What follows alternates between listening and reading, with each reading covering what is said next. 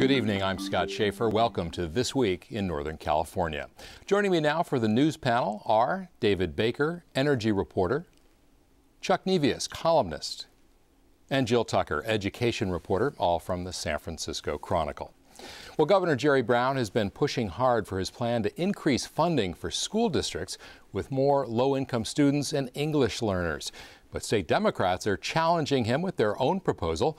The governor threw down the gauntlet this week, using unusually strong language and calling it a civil rights issue. Of California. Increasingly, the state is turning into a two-tier society.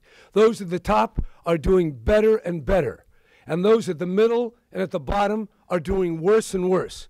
The very least. Jill Tucker, boil it down for us. What are the main points that the governor is proposing in this plan he's got?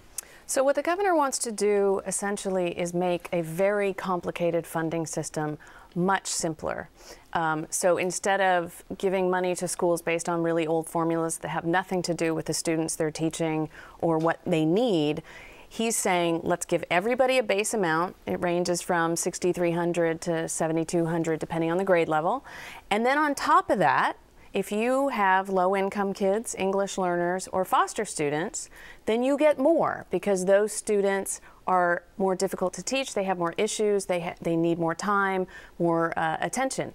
And it is a fairly simple system on the face of it that says if you have these kids, this is how much money you're going to get. And the thinking is that the extra money will be used for what? More teachers, more tutors, more what? You know what? The benefit of this proposal, according to a lot of districts, is they get to decide. Under the current system of state funding, there are a lot of restrictions on how that money is spent. You know, I sort of equate it, if you want red carpet, you get the red carpet money, right? But otherwise, you don't get that money. And it is, but this plan, what the governor wants to do, he wants to put local control back in all school districts and let them decide, do they need more tutors? Do they need more teachers? Do they want smaller class sizes, or do they want more computers? Doesn't that raise a red flag, though, with the idea that different districts all over the state will have all kinds of wildly different programs? Is that a good idea, rather than to have something standardized?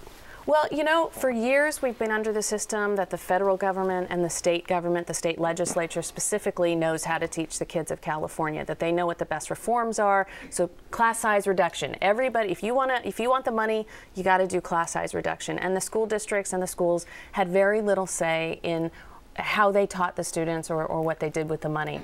And now we're swinging back the other way where we're saying, you know, we don't trust Sacramento to know what these school districts need. And a kid in Bakersfield who is a migrant student who needs to learn English perhaps is a very different student than a Chinese student in San Francisco. And he is getting some pushback from Darrell Steinberg, among others, the state Senate pro tem. So what's their concern? Right. So interestingly, you know, we have a supermajority in both houses in the state legislature, and he's getting pushback from his own party on this. What we're hearing is from the state Senate, they number one want to wait a little bit. They feel that this is rushed. They want to wait a year. They want more accountability in the system. But also on top of it, they want to see the money spread out more among the districts. They want all districts to get some more money because they're saying, look, there's low-income kids in all the districts, and the governor's plan gives even more money to districts that have a lot of low-income or minority English learner students. And so they want to spread the money out a little bit more, and the governor's saying, no, you're diluting the money. And he has put his foot down pretty loudly this week and said, bring it. You gotta love him, don't you? I mean, he's got really nothing more to accomplish. He's perfectly willing to have a fight. What are his chances of pulling this off? Well, he really is saying, I will fight until the bitter last day. And the legislature saying, look, we can override your veto. You know, your party, as your party, we will override your veto. So it's kind of testy, actually, already, which is interesting. You know, that it's so early in the process. They've just started debating this, and they're already, you know, fighting. Well, you know, if you're a suburban school district and you're looking at this new system, you may very legitimately worry, okay, I don't have as many kids in that category, as some of these other districts over here. Am I going to get shortchanged? I mean, is that a legitimate gripe, or are they still going to get basically the funding that they have now? The governor's saying that nobody loses money. They're not going to lose any more money. You know, they get as much as they have now, basically, they're going to get. They're not losing money. But you will see some districts getting $3,000 more per student. And I think what they're saying is, wait a minute, we've had all these cuts. You know, just because we have more advantaged students doesn't mean that we don't have needs. So could you end up with sort of strange alliances here where you've got urban Democrats who support the plan and maybe rural Republicans who have more poor kids in their district, whereas you've got the suburban Democrats, like say in Palo Alto or Moraga, wherever it might be? I mean, is that dynamic happening already? It really is. So you had in the assembly, you had two legislators squaring off in one of the hearings that they had over this, where you had an Oxnard, Montecito legislator saying, this is great because a lot of my poor districts will, you know, get more money. And then you had the San Ramon legislator saying, this is not good for my district. And so they're very much looking, how is this affecting my schools? And you're seeing them battling it out. And then just quickly, we've got the May revise coming up. And all this is part of the budget, right? So and he's going to come out with a more revised plan in, what, a couple of weeks? Yeah, I mean, he basically hasn't tipped his hand how much he's going to change what he has initially proposed. Their thinking is that there may be some tinkering with it.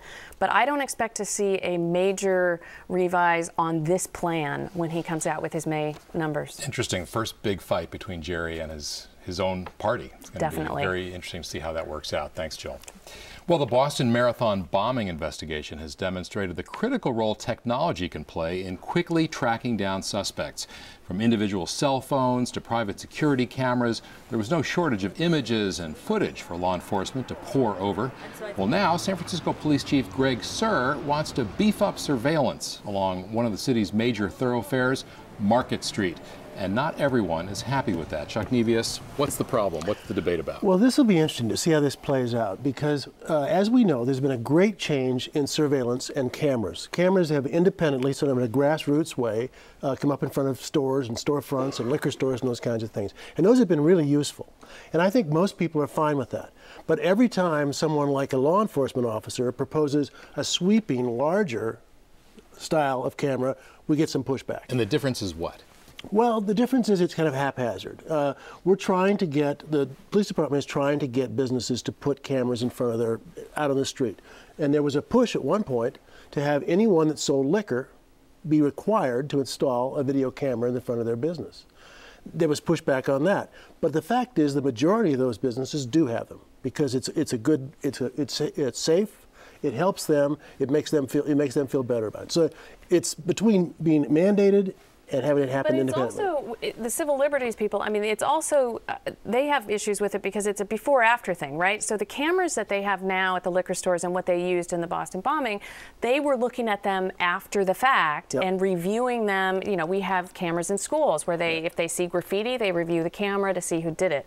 But what he's proposing are these cameras that during the Beta Breakers, during the Chinese New Year parade, during the Giants cross our fingers, World Series parade in the future, we have cameras that we are monitoring live. We're not looking at it after the fact, but we're reviewing this, looking for people who might commit crimes. And I think the civil liberties people are saying that's taking it a step farther than saying we have cameras that we can review later. Exactly. And that's what they have in Chicago, by the way. They have a manned camera system where they actually have someone who has a little, a little joystick and he's zooming in and zooming out. They've established cameras in high crime areas. If they see a suspicious car, they zoom in on the license plate. And Gavin Newsom at the time and other people in San Francisco have said, that's Big Brother, we're not going to do that. But they have a few of those cameras, right, in like Mission and 16th and some of the housing projects. So what happened to those? Yeah, they haven't worked very well at all. No, well, they haven't really been even watching them, have they? Well, no, it became such a debate in 2006. This is the thing that happened, is Newsom proposed these cameras, but it became such a civil liberties debate that they put so many restrictions on, they're virtually useless. They can't move, they're grainy, they have terrible stop action to the point where a car could actually go from here to here and not even be recorded. And you can't even access the tape unless a crime has already been committed and you know what you're looking for. And at that point, you have to put a thing. So those have been useless, but the cameras on businesses have been helpful. And so is there a sense that these are supposed to prevent bad things from happening, or once bad things happen, you can catch people? Yes. Is that part of the problem? That is part of the problem, but I think Jill's right. It's the here and now of it. And there was another factor that I hadn't thought of. Scott Wiener came out, this idea of putting cameras in front of liquor stores and clubs. And he said, even now, in today's world, there are people who live in the Castro who are not out. And they may very well be recorded going into a gay club. And who knows where that video goes from there? There are no gay clubs on Market Street. Well, I guess there are in the upper market. This was in Mid-market, in the Castro with the idea of putting cameras on the liquor store. But I mean, the point is there's ramifications, and you don't know how far it's going to go. And the amount of video that we got at Boston was terrific in one sense. On the other side, it was kind of terrifying. But you know what? I will say this, that just after 9/11 and as it is this time, that it may be a very different debate because people are nervous. They saw what could happen, and you start hearing. You did interviews. We talked to people on the street, and they're like, I'm cool with the civil liberties thing as long as they're protecting us. Right. So fear changes the debate. But it could go the other way as well, because we did have this incredible mass of video being generated within just a few hours of the bombing.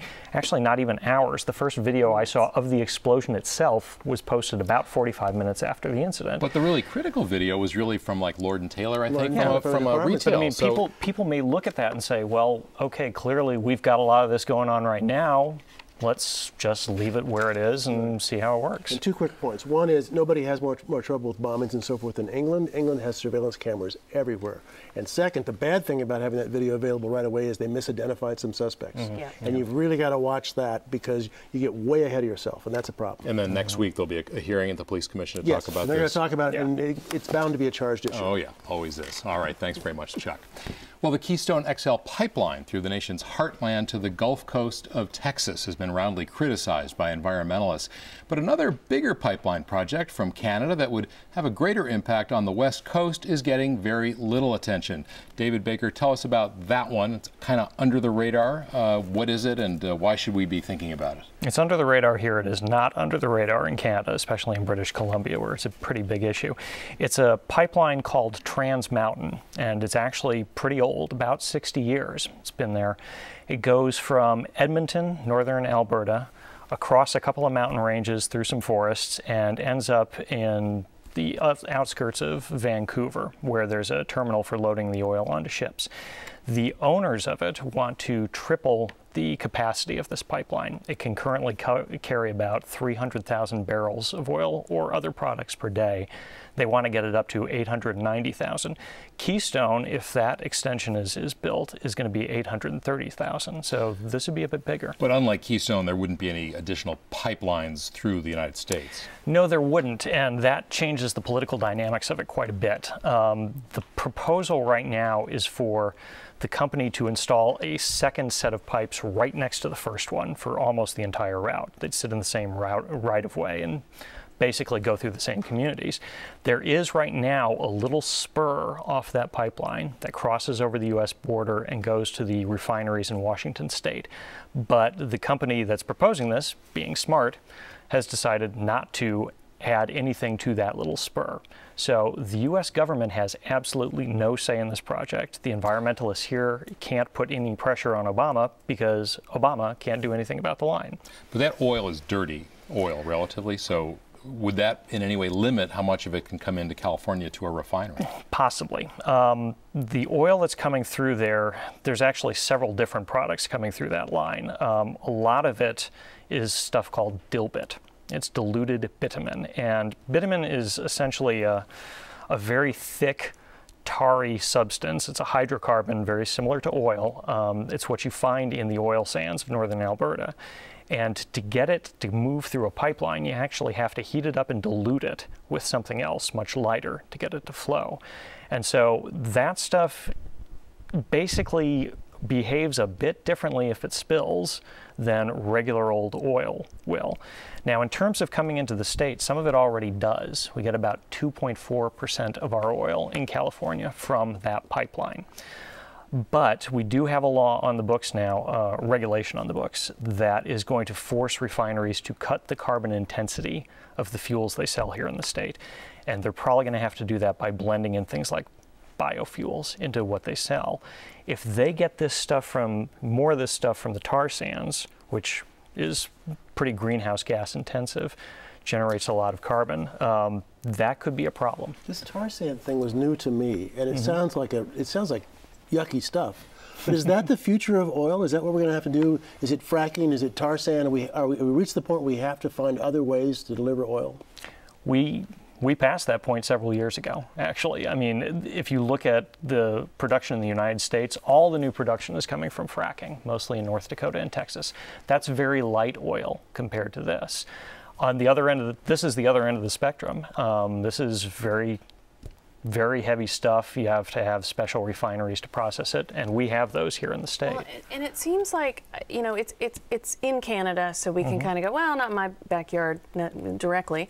But there are the concerns are the environmental concerns of the emissions, but also at the port where they're going to times 10 have the number of ships coming in to ship all of this oil that's flowing.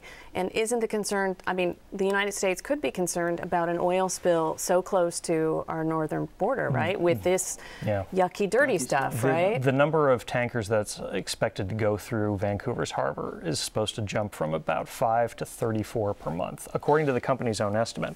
And that actually is affecting the politics in Canada. The party that's in the lead to basically take control of British Columbia next month's elections, they've already come out very strongly against another pipeline proposal, and just in the last week they've come out pretty strongly against this one too. So where's the demand? Who wants the oil? We here in California used to rely a lot on Alaska for our oil. They at one point supplied almost half of all the oil that we used in the state. If you look at oil production figures from Alaska, they are tanking. They're going down pretty badly. And we're down at the point now where it's like 12% of what we use. Because there's less oil in Alaska? The North Slope production is tapering off like it will in any oil field. So while the rest of the country, which is getting all this fracked oil from North Dakota and Texas, the rest of the country is becoming less dependent on oil imports. California is becoming more. What about China?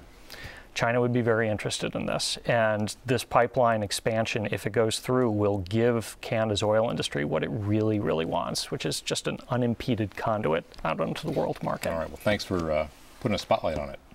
We'll see if the environmentalists react now. I think they will. They will. All right, thanks, David.